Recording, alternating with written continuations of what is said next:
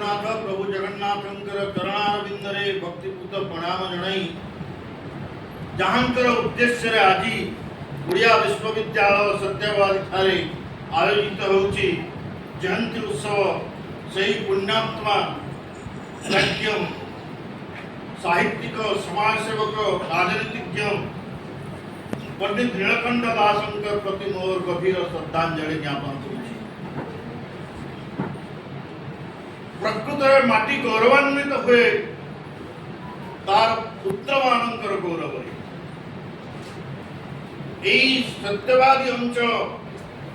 निकटस्थ श्रीरामचंद्रपुर जे दिन जन्म ग्रहण करते 1884 मसीह आदिकार दिन से महामनीषी पंडित नीलकंठ दासंकर जन्मतिथि अवकाश जाति प्रति देश प्रति साहित्य प्रति भाषा प्रति जो अवदान ताहा आम मानू उद्बुद्ध करू आम छात्र छात्री को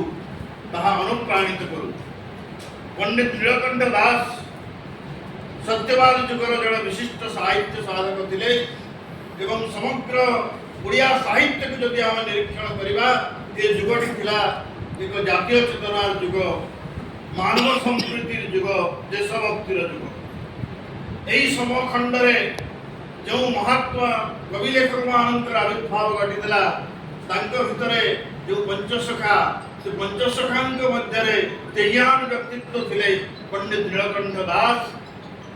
जे प्राज्ञ पुरुष विज्ञ पुरुष बहुपाठी व्यक्तित्व साहित्य शिक्षकता एवं राजनीति ये तीन गोटी धारारे तंकर जीवन गतिशील थिला। से एकाधार जड़े सुसाहित्यिक थिले जड़े विचक्षण राजनीतिज्ञ थे एवं जड़े उत्तम शिक्षक बा प्रधान शिक्षक भाव में कालयापन करते। सत्यवादर बकुल छुरीगना कुंज तले 1909 मसीह एकदा जो मनोविद्यालय गढ़ी उठी महात्मा गांधी परी महान व्यक्तित्व मध्य प्रशंसा करी बिहार फर्गुसन कॉलेज परी यह एक जातीय अनुष्ठान भाव में घोषित करथिले एवं सत्यवादी मनोविद्यालय निर्वाह करने छात्र मान केवल अनुप्रेरित करथिले ता नुहे जे श्रृंखला भितर देशभक्ति एवं मनीष गढ़ा कारखाना रूपांतरित करने सत्यवादी मनोविद्यालय को आप्राण उद्यम करथिले। जन यशस्वी शिक्षक भाव में भूमिका कोटांतरहीन। ठीक सेहीपरि से समय ओडिया जाति निकट में दुईटी स्वप्न थिला अखंड भारत स्वाधीनता एवं ओडिशा को एक स्वतंत्र प्रदेश रूपे गढ़िबार स्वप्न। ये स्वप्न को साकार करने ओडिशार विविध अंचल लोक मानू नहीं संगठित करिवारे सांगठनिक उद्यम करिवारे नेतृत्व नहीं पंडित गोपबंधु दास पंडित नीलकंठ दास पंडित गोदावरी मिश्र एमानंकर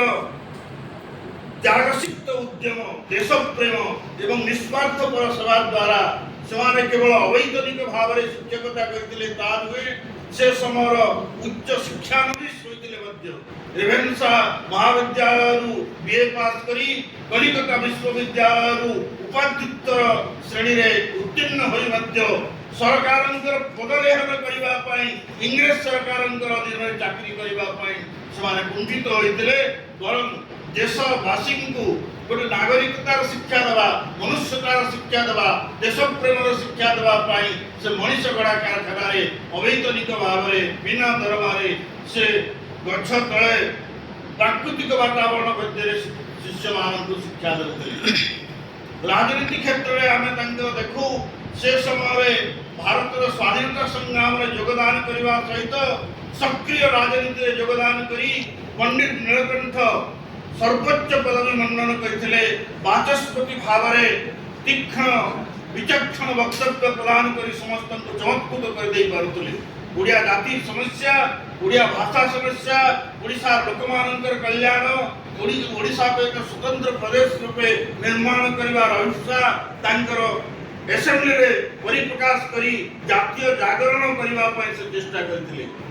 एवं ओडिया साहित्य को तांकर अवदान अतुलनीय। से एकाधार कवि अनुवादक शिशु साहित्यिक एवं वरिष्ठ समीक्षक भाव में बेस जनाशुना कोणार्के एवं खारवाड़ दुईटी मौलिक काव्यकृति जहाँ भितर आम लक्ष्य कर भाव विफल छात्र वत्सल श्रुति विफल गोटे कबीर कलम गार उत्सरित हो आसी केते चमत्कार कविता एवं कोणार्क और खारबल उभय होची जातिर श्रीमंडित दुईटी विषय जड़े राजांकर कथा खारबलंकर कथा एवं जड़े ऐतिह्यर कथा कोणार्क मंदिर कथा छात्र मान सांगरे नहीं नीलकंठ जिते यात्रा करते कोणार्क दर्शन करने से दिन थिला कुमार पूर्णिमा राति एवं से दिन कोणार्क दर्शन कर सारी रात्रि हो जाइए घनघोर वर्षा काल आकाश में हुए तो अंधकार माड़ी आसुची धीरे धीरे जन्म उठिला एवं छात्र माने सोई पड़िले कलम धरी लिखि चलले नीलकंठ कविता बाहरी गला तंकर कोणार्क আজি তো কুমার পুনি কেড়ে সুখল সরথা মা ভৌণীয়ে আদর নববসন পিন্ধা নববসন পিন্ধা এসব উক্তি মাধ্যমে নীলকণ্ঠ দর্শাইଛନ୍ତି যে হে সুসুপ্ত ছাত্র মানে আজি কেতে সরাগরে মা তম পাই অপেক্ষা করিবে পিঠা পଣା ছଣା হই কানিরে লুগারে হলদি লগাই উৎসুকতার সহিত তোমাকে অপেক্ষা করিবে মা তুমি আজি যাই পারি না ক্লান্ত শ্রান্ত হয়ে শয়ন করিবে ভৌণী হুয়ে তো সুখরে পিঠা বন্যা খাই পারি নথিব খাই পাখরে নাই এই যে ওড়িয়া জাতির সাংস্কৃতিক জীবনধারার সংকেত তাঙ্কর কবিতারে ফুটিছি তাহা তাঙ্কু জড়ে বিশিষ্ট কবির মর্যাদা প্রদান করি টেনশনकर দি প্রিন্সেস এবং হেমাটোডেন্স কাব্যর সার্থক অনুবাদ হচ্ছে তাঙ্কর প্রণয়িনী এবং দাসনায়ক গ্রন্থ সেইপরি ওড়িশার জাতীয় জীবন ওড়িশার সংস্কৃতি এবং ওড়িয়া সাহিত্যের গতিপথক নির্ণয় করিবা পাই তাঙ্কর প্রসিদ্ধ গ্রন্থ ওড়িয়া সাহিত্যের ক্রম পরিণাম প্রকাশিত হয়েছে যা ভিতরে ওড়িয়া জাতি এবং সংস্কৃতির চাহানি চলনি এবং চমকକୁ ସେ অভিব্যঞ্জিত କରିଛନ୍ତି ତାଙ୍କର ରଚନା ଭିତରେ ଓଡ଼ିଆ ଭାଷା ଓ ସାହିତ୍ୟ ଗ୍ରନ୍ଥରେ ସେ ଦେଖାଇ ଦେବା ପାଇଁ ଚାହିଁଛନ୍ତି ଯେ ଭାଷା ଓ ସାହିତ୍ୟ ହେଉଛି ପ୍ରକୃତରେ ଜାତୀୟତାର ଭିତ୍ତିଭୂମି ଓଡ଼ିଆ ସମାଲୋଚନା ସାହିତ୍ୟ ତାଙ୍କ ଦ୍ୱାରା ରୁଦ୍ଧିମନ୍ତ ହୋଇଛି କେବଳ ତା ନୁହେଁ ଓଡ଼ିଆ ଭାଷାକୁ ନବୀକରଣ କରିବା ପାଇଁ ଗୋଟେ ବୈଜ୍ଞାନିକ ଭିତ୍ତିରେ ଓଡ଼ିଆ ଭାଷାର ଚର୍ଚ୍ଚା ସେ କରିଛନ୍ତି ଏବଂ ସେଇଠି ଦେଖାଇ ଦେଇଛନ୍ତି ଯେଉଁ ଅନୁସ୍ମାର ଭାଷା ଆମେ ବ୍ୟବହାର କଲେ ନୀଳକଣ୍ଠ ଅନଠଣ୍ଠ ନ କରି ତରେ ଅନୁସ୍ମାର ଦେଇ ଭାଷାର ପ୍ରୟୋଗ ଯାହା କମ୍ପ୍ୟୁଟର ଯୁଗରେ ହୁଏତ ସହାୟକ ହୋଇପାରୁଛି ତେଣୁ ଓଡ଼ିଆ ଭାଷାର ବୈଜ୍ଞାନିକ ବିଶ୍ଳେଷଣ କରିବାରେ ନୀଳକଣ୍ଠଙ୍କର ଯେଉଁ ଦୂରଦୃଷ୍ଟି ଏବଂ ନୂତନ କୃତିତ୍ୱ ତାହା ମଧ୍ୟ ଚିରକାଳ ସ୍ମରଣୀୟ ହୋଇ ରହିବ ଓଡ଼ିଆ ଜାତି ଏବଂ ସଂସ୍କୃତି ପ୍ରାଣପିଣ୍ଡ ହେଉଛି ଭଗବତ ଗୀତା ସେ ଭଗବତ ଗୀତାର ବ୍ୟାଖ୍ୟା କରିଛନ୍ତି ରାମାୟଣ ଏବଂ ମହାଭାରତର ଅନୁବାଦ କରି ଛୋଟ ଛୋଟ ପିଲାମାନଙ୍କୁ ଶିକ୍ଷା ଦେବା ପାଇଁ ସେ ଗ୍ରନ୍ଥ ରଚନା କରିଛନ୍ତି ଏସବୁରୁ ମନେ ହୁଏ ଯେ କେବଳ ନିଜେ ଶିକ୍ଷା ଦେଉଥିବା ଛାତ୍ରଛାତ୍ରୀମାନେ ନୁହେଁ ଭବିଷ୍ୟତର ଦାୟାଦମାନେ ଆସନ୍ତୁ ଜାତିକୁ ଭଲ ପାଆନ୍ତୁ ଦେଶକୁ ଭଲ ପାଆନ୍ତୁ ମାଟିକୁ ଭଲ ପାଆନ୍ତୁ ଭାଷାକୁ ଭଲ ପାଆନ୍ତୁ ସଂସ୍କୃତିକୁ ଭଲ ପାଆନ୍ତୁ ଫଳରେ ମାଟି ହେବ ଉର୍ବର देश हेब उज्ज्वल एवं मनुष्य हेब सफल यही भावना नीलकंठ समुदाय साहित्य रचना भितर आम लक्ष्य कर